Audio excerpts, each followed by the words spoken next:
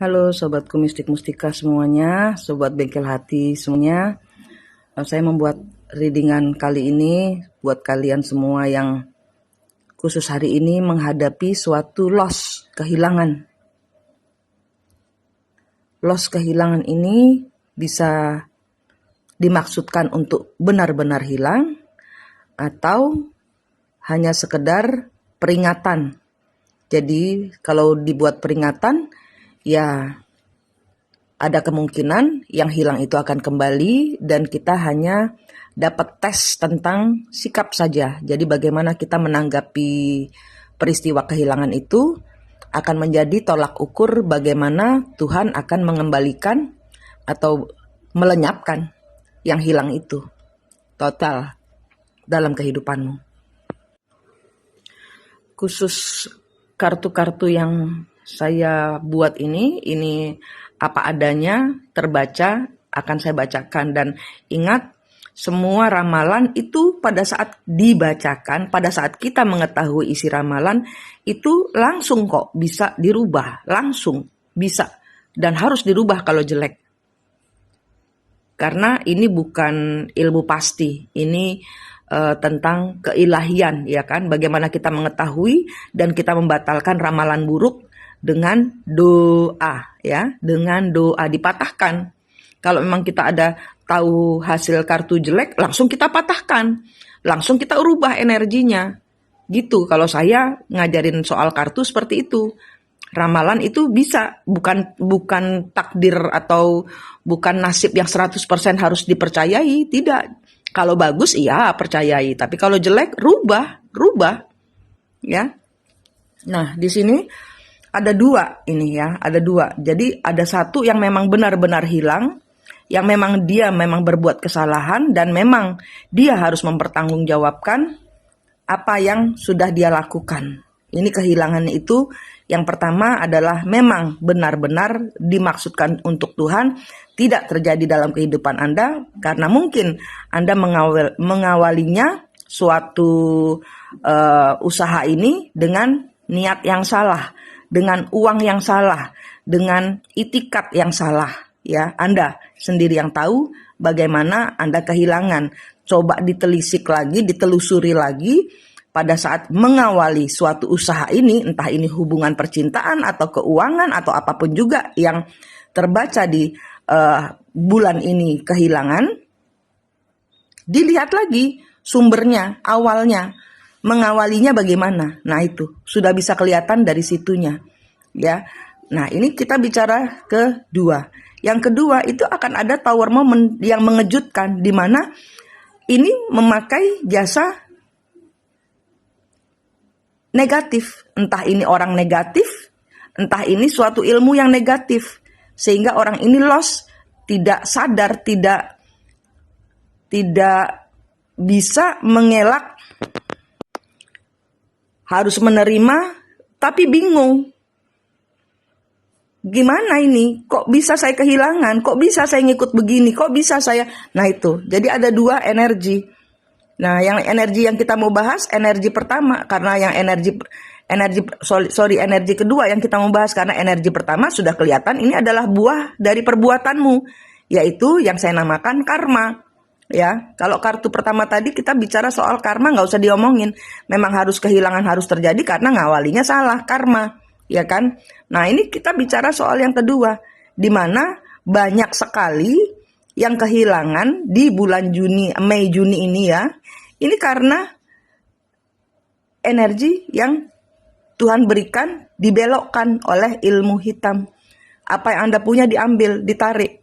Nah ini tergantung cara kita ya. Kadang-kadang kita jengkel ya, mungkin anak kita menghilangkan sesuatu yang berharga, entah motor kita, entah motornya orang tua, entah uangnya orang tua. Nah ini bagaimana cara orang tua untuk tenang. Korban di sini sebenarnya bukan, kalau melihat bukan dari segi finansial, misalnya ada orang tua yang marah besar karena anaknya tiba-tiba kehilangan sepeda motor yang belum lunas, ya kan, ibarat kata gitu. Nah jadi ini emosi nih orang tuanya, bener-bener nih, ini anak ini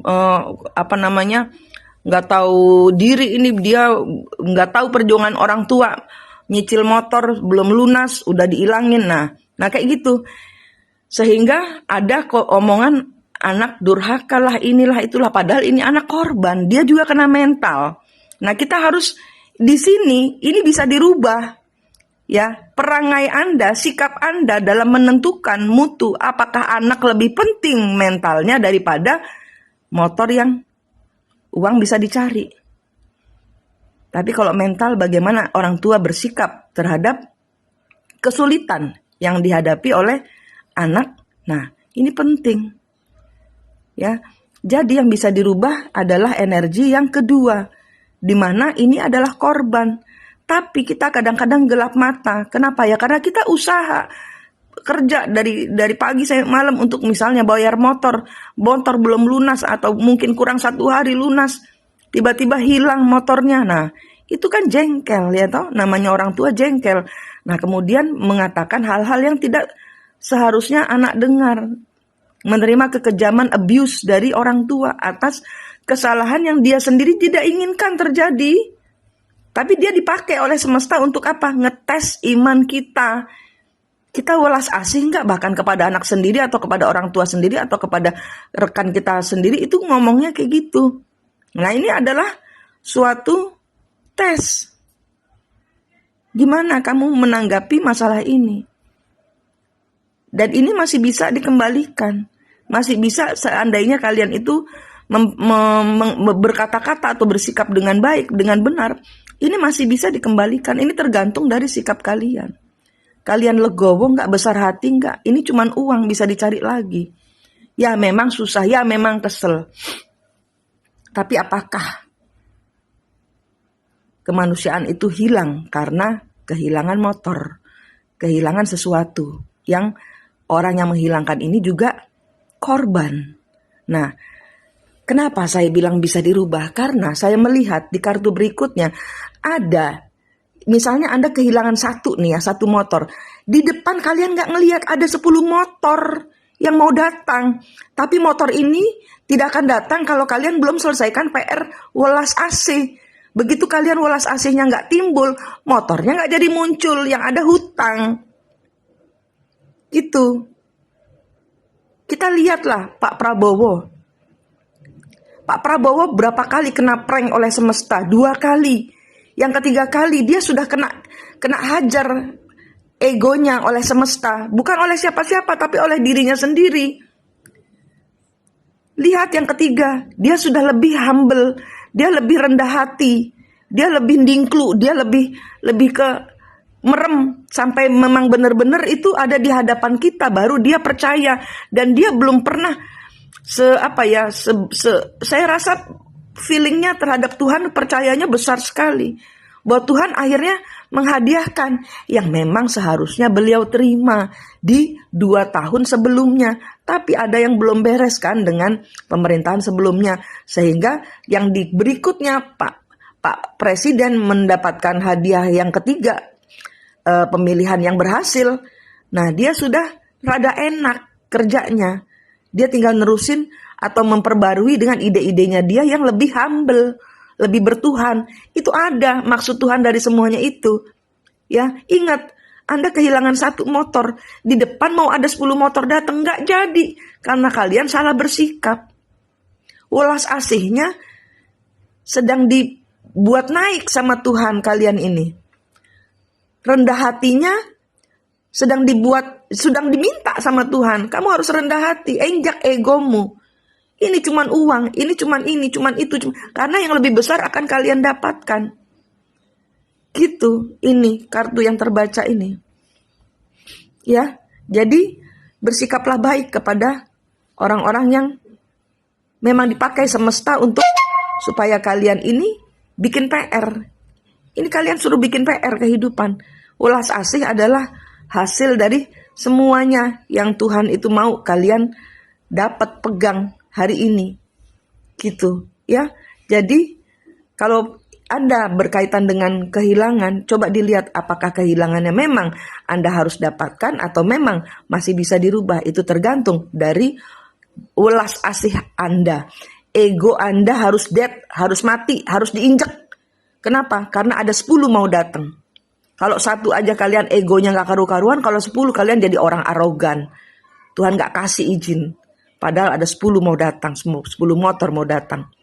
Gitu. Tapi kalau kalian masih ego sok, merasa uang paling berkuasa daripada belas hati Anda, nah nggak akan datang, nggak akan muncul. Nggak akan. Gitu. Ini energinya. Ya, belas kasih, belas hatimu munculkan. Ya, egomu injak. Kembalikan semuanya kepada Tuhan. Ya, yang penting anakmu nggak kena mental. Yang penting anakmu selamat. Yang penting siapapun yang berkorban atau dikorbankan atau yang di sini terlibat dalam peristiwa ini, itu semuanya bisa diselesaikan dengan damai. Damai semesta, damai surgawi tentunya. Supaya yang 10 bisa nambah menjadi 10 lagi, 10 lagi, 10 lagi, 10 lagi. Demikian mengawali bulan Juni, berbelas kasihlah, welas asihlah kepada sesama. Dan terutama kepada dirimu sendiri. Kalau welas asih ini muncul, kalian kan enggak stres, kalian lebih tenang. Ya, emosi lebih terjaga, fokus ke depannya lebih